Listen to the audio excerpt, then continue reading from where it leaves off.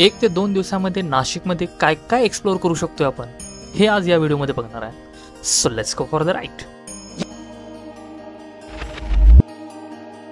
सकाळी उठून 6 वाजता आपण मुंबईपासून ही जर्नी चालू केली होती।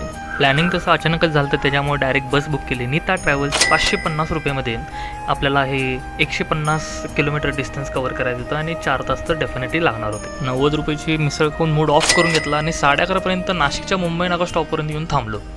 फायनली आपण भेटलेलो आहे सुशांत मालकांनी गाडी आणलेली आहे। या दोघांना घेऊन आपण पहिला स्टॉपकडे जाणार होतो, ते म्हणजे पंचवटी घाट। इथं गोदावरी नदीचा संगम आहे आणि जो नाशिकचा महाकुंभ मेळा भरतोय तो या स्पॉटवरती भरतोय। या स्पॉटवरती भरपूर अशी मंदिर आहेत आणि त्याचपैकी आपण एक मंदिर आज एक्सप्लोर करायचं। हे बोळा शंकरा म्हणत आम्ही पहिलं देवस्थान एक्सप्लोर केलं, ते म्हणजे कपालेश्वर मंदिर। इथे महादेवाचं प्राचीन आणि प्रसिद्ध खूप सुंदर असं मंदिर आहे। ऊन ढीग असल्यामुळे ताक आणि लस्सी पिऊन शरीर थंड करून घेतलं। कपालेश्वर मंदिरच्या पाठीमागच गोरेराम मंदिर, काळाराम मंदिर आणि सीतागोपा हे तिन्ही मंदिर आपल्याला बघायला मिळतात। त्यातलं माझं सगळ्यात आवडतं मंदिर म्हणजे हे काळाराम मंदिर। काळाराम मंदिर हे एकदम जबरदस्त असं मंदिर बांधलेलं आहे। अनफॉर्च्युनेटली मंदिराच्या आतमध्ये कॅमेरा अलाउड नाही आहे, त्यामुळे आतलं शूटिंग करू शकतो। लहानपणीची आठवणी ताजे करण्यासाठी परत आम्ही सगळ्यांनी गोळा खाल्ला, बर्फाचा गोळा, एक नंबर। सीतागोप्याच्या समोर सीताहरण प्रदर्शन तुम्ही 1 रुपयामध्ये बघू शकता। भक्तिधाम ही एक अशी जागा आहे जिथं भरपूर देवांचं दर्शन तुम्ही एकाच जागी करू शकता। भक्तिधामपासून त्र्यंबकेश्वर मंदिरकडे जाताना मध्ये एक पांडव लेणी लागतात। ही लेणी चढण्यासाठी एक छोटासा ट्रेक करावा लागतो आणि त्याच ट्रेकिंगमुळे लेणी बघण्याची मजा दुप्पट होऊन जाते। लेणी खूप सुंदर आहेत आणि वन टाइम वॉचसाठी नक्कीच रेकमेंडेड आहे। And this is Nashik. Sunset आम्ही गाडीतूनच एन्जॉय केला, कारण आम्ही चाललो होतो त्र्यंबकेश्वर मंदिरकडे।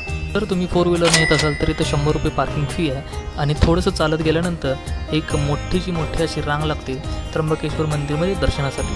12 ज्योतिर्लिंगापैकी हे एक ज्योतिर्लिंग बघण्याची वेळ सकाळी 5:30 वाजल्यापासून रात्री 9 वाजेपर्यंत असते। दर्शनासाठी कमीत कमी 2 ते 3 तास रांग असते, त्यामुळे मी हाय रिकमेंड करणार की लवकर या। जेवढं लवकरात लवकर होईल तेवढं लवकर या।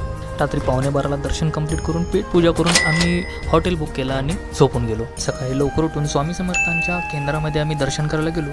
प्रसादाची वेळ तुम्ही इथं बघू शकताय। गोल्डन टेम्पल सारख्या मंदिराच्या आत जाताना पाण्यातनं पाय धुवून जावं लागतात आणि जे मंदिर आहे हे खूप जबरदस्त बघण्यासारखं आहे। ट्रिपच्या शेवटच्या मंदिराकडे आम्ही वाटचाल करत होतो, पण मध्ये म्हणलं थोडासा नाश्ता करून घ्या, तर आम्ही ही भेळ, मिसळ, पोहे वगैरे नाश्ता केला। जबरदस्त नाश्ता मिळाला आणि त्यानंतर आम्ही सप्तशृंगी देवीच्या मंदिराच्या पायथ्याशी जाऊन पोचलो। त्यानंतर पण आपल्याला कार पार्किंगचे चार्जेस द्यावे लागतात। त्यानंतर आम्ही गेलो तिकीट काढण्यासाठी, जे होतं की रोपवेज तिकीट, आणि ते तिकीट होतं 60 रुपये पर पर्सन। इथे एक जबरदस्त रोपवेची व्यवस्था केली आहे, जी आपल्याला 400 पायऱ्या चढून जाण्याची जी कष्ट आहे ते वाचवतं। एकदम जबरदस्त, बेस्ट।